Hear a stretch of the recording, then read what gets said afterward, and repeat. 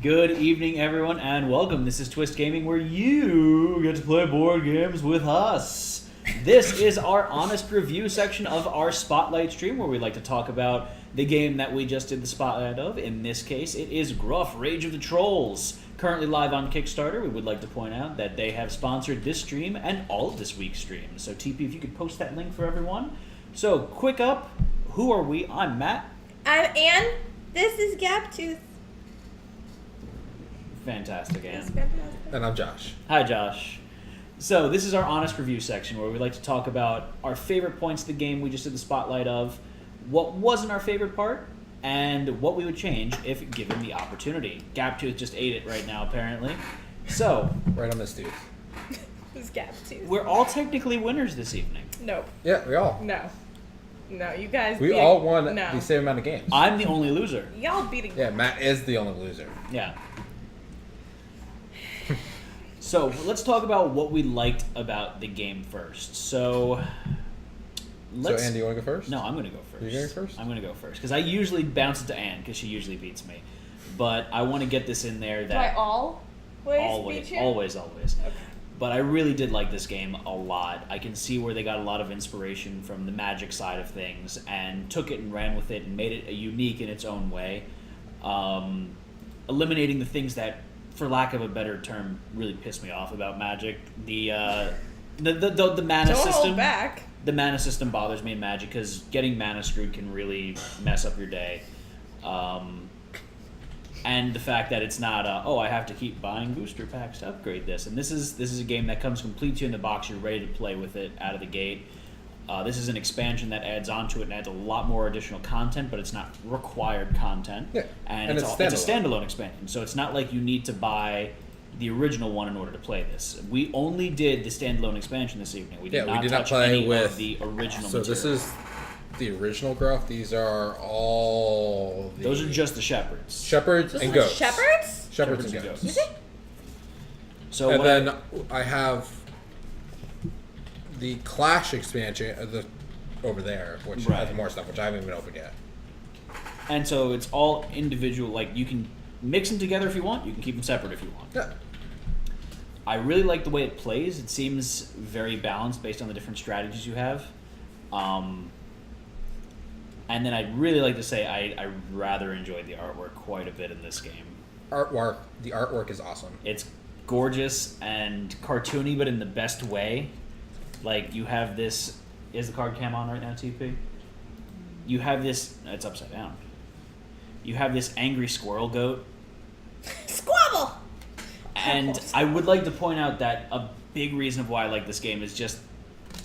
The theme of it is phenomenal. Just, it's so unique and so out there and so interesting that you can't help but love it. The backstory, if you guys didn't catch it from the spotlight, is you are in the future after you defeat the bridge troll, and it allows goats to run rampant, essentially, and people started weaponizing mutant goats to do their bidding. So you're warring shepherds with these weaponized mutant goats. Yes. You found out goats are really, really good weapons. And Yeah. everyone's just like, all right, we're going to make these goats even better now. And just, it seems very well balanced. It all plays really nicely together. I love it a lot. So, Ann, I'm going to bounce it over to you now. Oh, here's your robot goat. Oh. Blessed of. +2 mean when activated. Ooh, Yeah, he's a meanie. that's pretty nasty. Okay, so go ahead, Ann. Or do you want to bounce it to Josh? Do you want to pick it up? Go for it. All right. You stole my artwork. I know, but I left you your other favorite thing. So one of my two favorite things in games are, or the two things that I really like, look for, appreciate, are artwork and quick reference guide. I have attention deficit disorder, and one of the things that comes with being a little ADD is that I have poor short-term memory. So when I go to play games, especially the first time I've gone to play a game, it is very difficult for me to try and remember turn order or rules or small intricate things and try to come up with some sort of a strategy for playing my games. Therefore, I really do heavily rely on quick reference guides. And I like this. It is very simple. I've got the card types on the back. I used it a lot. It's not too much information. It's not too little information. It's discreet. It's in my pocket.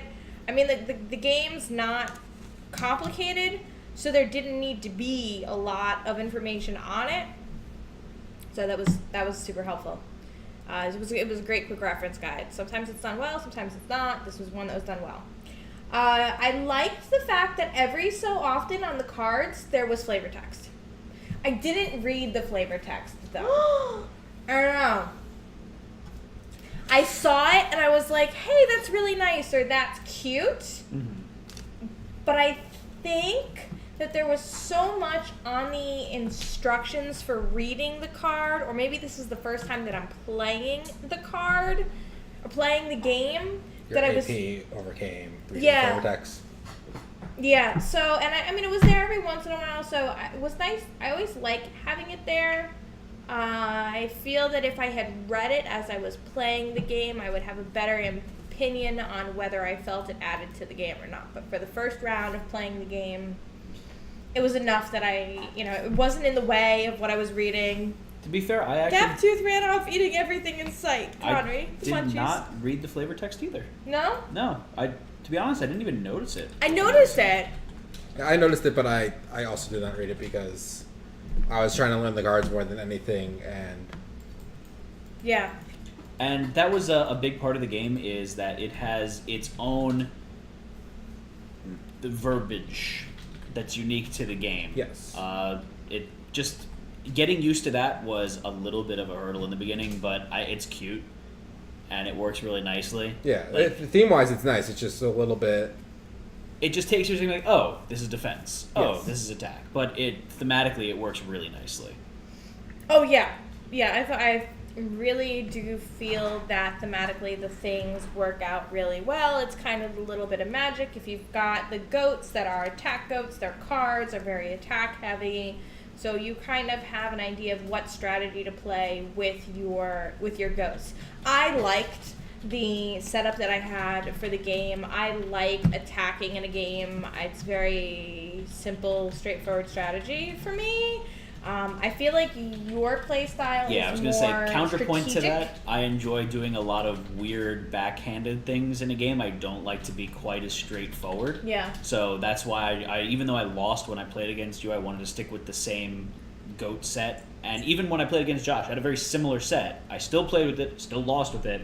I just enjoyed playing with it because I like that. You did We great. switched defense characters. That's the only thing that was different. Yeah. between I the mean, game. I had an 8-point attack coming to you, and you were able, I thought that was, really going to be Game a hard over. hit. Yeah. And you nullified it with the strategic moves that you used. I mean, Right. so, each play style has its own advantages and disadvantages. Well, I really love that there is a unique set of cards for each goat itself, in that they have their own style, their own flavor that they trend towards. You Yeah. have your utility goats, you have your defense goats, you have your attack goats, but they each come with their own unique cards that you play, and they all get combined into one deck together, which I think is pretty interesting. And you're I like that a not lot. limited. I noticed too, and I really enjoyed that. I appreciated the fact that I was not limited to which goats I could play the cards on. Mhm. Like there's the one card where I couldn't play it on. I couldn't play the card on Briggs, even though it was Briggs's card, and that's fine. But I didn't always have to play the goat whose card it belonged to. So I wasn't Right. limited that way. And Right. a lot of the things Actually, in work very fact, well one of together. your characters had a card that specifically says you have to target someone aside from him. Yeah, Briggs. Yeah. I really like Gaptooth. I've become... Where did Gaptooth go? I've lost him. He's the little player token. Sometimes you get player tokens that are It's Gaptooth. I know. Yeah, it's adorable. It's so ugly, it's cute. It's you get player tokens and it's like a little cardboard piece or whatever. I kind of feel like after talking to Brent, and this could be totally wrong, but this is just the feeling that I get. It was like, look, we made this plastic figure. We don't know what the hell to do with it.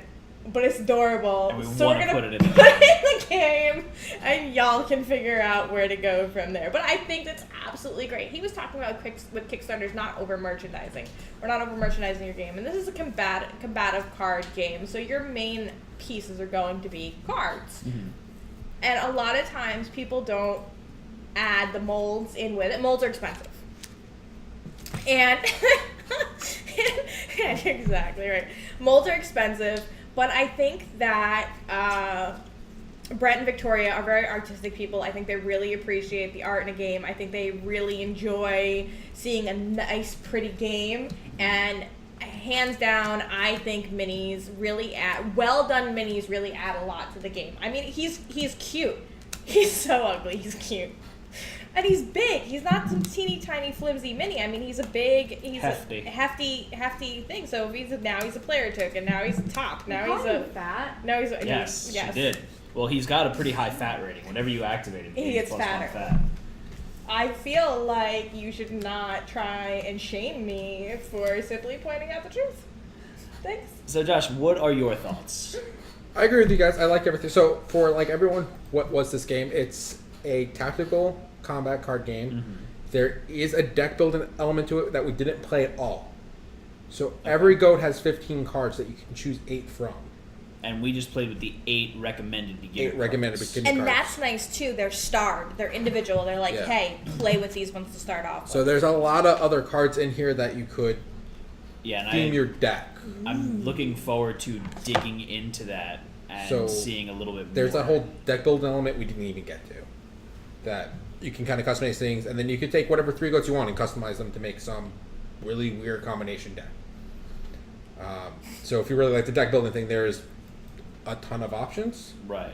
And a release is a new goat, so it's not like a new expansion is going to outdo your deck. It's just like, oh, I can change out one of my goats if I want for a new 8 cards. Right. So that's really cool. I like that. Again, the art's awesome. I love the art. I like the little countdown things on the cards. Oh And yeah. everything's there. Yep. Player mat was really cool. It's cool that Brent sent us that. And has gap tooth on it. Yeah. I'm covering it with the cards. There's got his They big can't ugly mug on it. They can't see it right now, but no, it was a fun game. I had a lot of fun with it.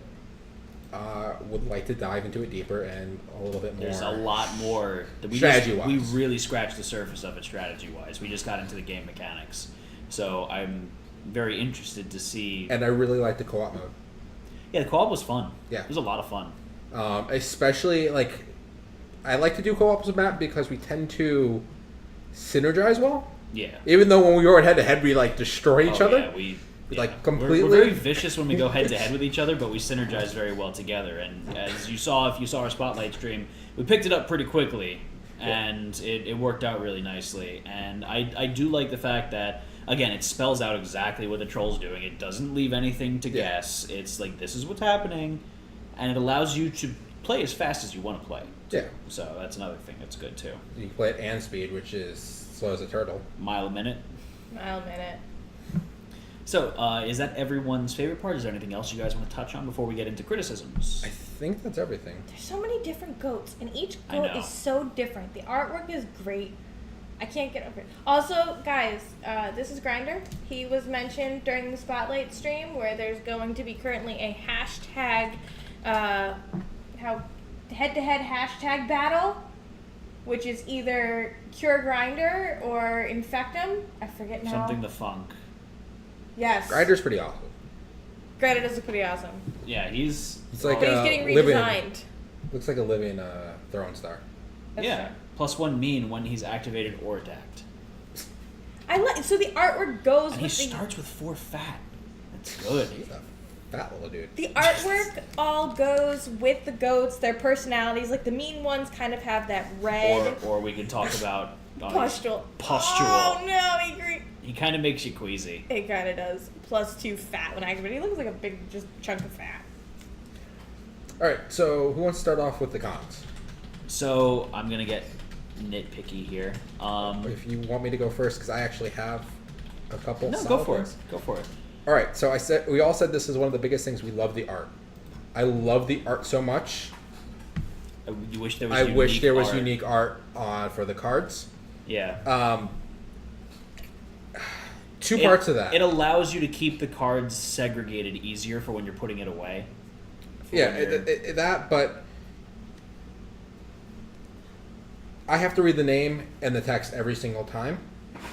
I would correlate a picture with an ability more than I would the name of the card. Especially since you're only playing with 8 cards, just 24 cards. 24 cards. So you're cycling through them fairly fast, especially if you're playing with the same deck. There's a couple duplicates in here too, so not every card needs a unique art, but like. So would you say okay, you have action, condition, and mutation cards. If you had they go in 3 different poses and each pose represented one of those kinds of cards, is that what you want? I think he meant for the actual abilities effect Yeah, because there is a marker on the card. A lot of. Because it is a lot of art. That's the. I mean, I would love it because Yeah, I love the I would art. love it. But that's a lot. I know, of no, art it's to a lot of to art to produce, manufacture but the it's game. just It's a double-edged sword. That's what I'm saying. Like, I love the art. I want to see more of it, and that's what I would love to see is them doing these, and they could all be kind of similar with different kind of effects on them. They don't need to be all unique, but it would be nice to see something. Just because when I'm playing games, I might not know the name of something. Mm-hmm. I'm more to correlate with the picture, and everything has the same picture, so I'm taking a turn to draw and actually reread everything, and it doesn't pick up quickly for me. Right. That might change the more I play it. I might actually start learning names, and I know what certain cards are, but it's a nice. I kind of second that with the reading. Mm-hmm. There were a couple of cards where they're incredibly similar, except for one twist, and the twist can be really big. Like the one card that came in Briggs's deck where I could have played a Fury token on my on one goat. of your goats and then one of your other goats. Yes, and then and there's then another one you had where it was someone else's goat and your goat. And that's a big difference with one word changed. And I understand Brent does know his words when he writes them on the card. When you actually played that card, I was like, Matt, can I see that card? Because I thought it was the card I played. Where you You have didn't to play realize that on. there was 2 separate There's ones. 2 different ones. That one was a little bit more expensive to play. That's completely understandable. It was literally the same card with one more difference. Yeah. And so it's just something that the art would help with that a little bit. Mm-hmm. But it's not a huge issue. It's just I love the art so much I want to see more of it. Yeah. Big complaint to have. Yeah, the second one is slightly with the player board. I love the player board. It's really cool and neat. The issue is once you start getting a bunch of conditions and mutations on your goats, There's no one you're to just really stacking them on top of them, and you're forgetting what some of the cards are there. And it makes it a little bit hard to remember to do everything, because how many times did you probably forget to up your mean with Scraggle for a condition fading out? Like, there's just some stuff that was a lot going on, and just keeping maintain of it. And if we weren't doing it on stream and we were doing it on the table without the mat, you had some extra space, it probably wouldn't be as big as a deal, because you kind of put them out more in the open. Right. But it would be nice if maybe the player had another There's a row spot for mutations, for mutations and conditions or something, just to kind of show it better. But it's not a big thing. It's more of Nitpicking. learning the play and things, and things like that. And also what our conditions are with the stream. We have to kind of fit everything in A tight window. a tight window to show everything off. So those are my 2 biggest things. The third thing, which is the rule book. It's pretty. It's pretty. It's nice. It's a little small. Like, the pages are small, so concepts don't stay on one page. So it's kind of flipping back and forth a little bit, trying to Okay. understand it. I can see how And that then would get the a little example pictures are like tiny because it's a small book. tiny. It's a small book, and I understand why it's like that. Right. The Gruff book's a lot nicer and a little bit bigger. Okay. And I don't know if that's going to change or not. But that was just something, me trying to pick up the game. It's a little bit different. And the rulebook's actually slightly different for this to just teach the base game, which I find it a little weird. So they rewrote it. This has a really good quick start demo. Yeah. That doesn't have it. Interesting. But that might just be because this is a prototype copy, so I don't know Okay. what stage that is at. So I'm not going to say too much about it. It's just something I noticed as was trying to learn the game, as it was easier for me to go through the original Gruff rules and then look at the additional changes. Right. Those were my biggest complaint, and they're only like because I really like the game. I want to see more of it, really, kind of things. This might be a prototype one. Yeah, but I understand if it comes in a box like so. Let me pull gotta Clash. fit. It's gotta fit. That's it. So I'm gonna assume Clash has. The boxes were neat. I saw on the Kickstarter that there was different designs for the boxes. Back to the arts. So this is the Clash box.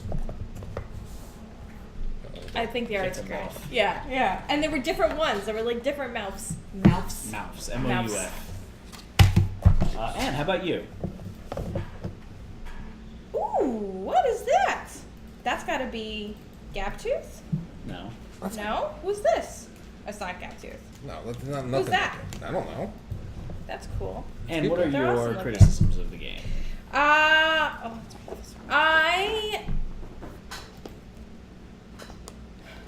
really enjoyed the game. I would like to play it more to get a better idea about what I would really dislike or like about the mechanics. It's rough with a game like this that is very that you get much better at the more that you're reading the cards, the more that you get a handle on the game. You really have a better opinion on what you like or don't like about the game. Would I play the game again? Absolutely. I would love to. I'm interested in playing the game again to learn how these pieces really fit together. The game is pretty. The mechanics are a lot of fun. It took me a second to get a handle on the exponential increase of the crazy, or like your mana limit is what I'm most familiar with associating it with. Right. A couple of times I saw how quickly your mana limit went up, and I was like, man, he's got, I call it a mana limit, it's not, it's crazy. I saw how quickly your crazy went up, and I was like, man, he's really getting ahead. He's going to be able to pull off a couple of these really great combinations, and it started getting me a little nervous. You were already at 30, and I'm here at like 16. But 16 will get you, for the most part, do what you need to do. Yeah, I thought that was really good. Yeah. Like you didn't have any really high. I A burned through 9? some of my higher level stuff. Yeah, he And a had some 7? higher, like a 14. I had a 14, a Ooh. 12, a 13. Yeah. I mean, I feel like it's really level. I feel like even though I was getting anxious about it, the game is balanced really nicely. Mm-hmm. I think there's a lot of balance in the game. My turn to be nitpicky here. The one thing that I really have to nitpick about is that the status, the conditions, and when they fade from play, because it says fade there, and my one gripe is that on the quick reference guide, it actually, I keep putting it upside down. On the quick reference guide, it actually doesn't say fade. It just says remove your conditions from play. I'm like, does that mean fade? Does that not mean fade? So I was a little confused initially as to... Fade versus discard? Yeah, well, if discard triggers a fade, it doesn't, but at the beginning of your turn, you clean up. Does that quantify as fading, which it does, or qualify as fading? It does. It's just, that was the only thing I was a little unclear of when I was first playing. And other than that, it's all really strategy-based. It's how you play the game. Well, if we're getting nitpicky like that, when it said Fury token, I was initially looking for a cardboard token. And not an actual card. Yeah. I like that Fury and... I mean, it was cool that they were able to use Fury and Fester and Fury on the same card, but if it's a card, not a token. I feel like it would be... I think that's a magic term. That's Token? what you use. Yeah, you use a Yeah, like token I'll card. put a 1/1 token card Yeah. onto the field, yeah. Oh, It's a magic thing. that's why? So, yeah. Okay. That And may be a reason. I thought the same thing when they first said token. Like, there's no top tokens in the box, and I'm like, wait, that's a card, and like, I really like these things. The Oh, red yeah. countdown sliders. Yes. They're... The Kickstarter has different colors. Oh, really? Yeah, I thought that's that was cool. really neat so too. Gruff came with black ones. This So, came with red. I really don't have anything else to complain about. I really enjoyed the game. And I think it's time to get down to the question that everyone's waiting for, and that's That Anne already answered. That Anne already answered. Someone always jumps the gun. Sorry. Would you play the game again? Let's go down the line. Joshua? Yeah, definitely. Cut you off. Cut you off. And you already answered. But in case anyone skipped to the end. Yes, I would absolutely play the game. I'm really looking forward to it. Same for me. I really love the game a lot. This is right up my alley. I like the customization of it. I like the ability to cater to different strategy styles, and the flavor of the game is both hilarious and awesome. I love it a lot. So big thumbs up for me and the rest of the Twist crew. Is there anything else you guys want to touch on? I think that's everything. Anne? I really want to be a shepherd, guys. I do too. And I should. It's in my namesake. Dakosa? But thank Go- you go- go everyone. Shepherd. Thank you everyone for joining us. This was our honest review section of our Spotlight stream. If you haven't had a chance, go check out our Spotlight of Gruff Rage of the Trolls. Currently live on Kickstarter. TP, if you could put that link in chat one last time for everyone. The game is already funded, guys, so if you're concerned about backing a game that might not fund, that concern has gone away. They funded within 8 hours, and now they are working on some really awesome stretch goals. Make sure you are checking out those stretch goals. They include things like new shepherds, new goats, legendary goats, new trolls to beat. So basically, from here on out, the Kickstarter is a Getting you battle. more stuff. A battle to see how far you can get, including up to the main boss. Final boss. Alright, so we're going to do our soft sign off now. So thank you all for joining us. As a reminder, this stream and all of this week's streams are sponsored by Gruff Rage of the Trolls, so big shout out to them again. Congratulations, guys. It is a fantastic game, and I can't wait to play again. Twist Gaming, signing off for this evening. I'm Matt. I'm Anne. I'm Josh. And that... Whoa. Whoa. Green Tree did a little bit. And that's Captive. I was ready for that. I was wondering. Bye, Gaptooth. Bye.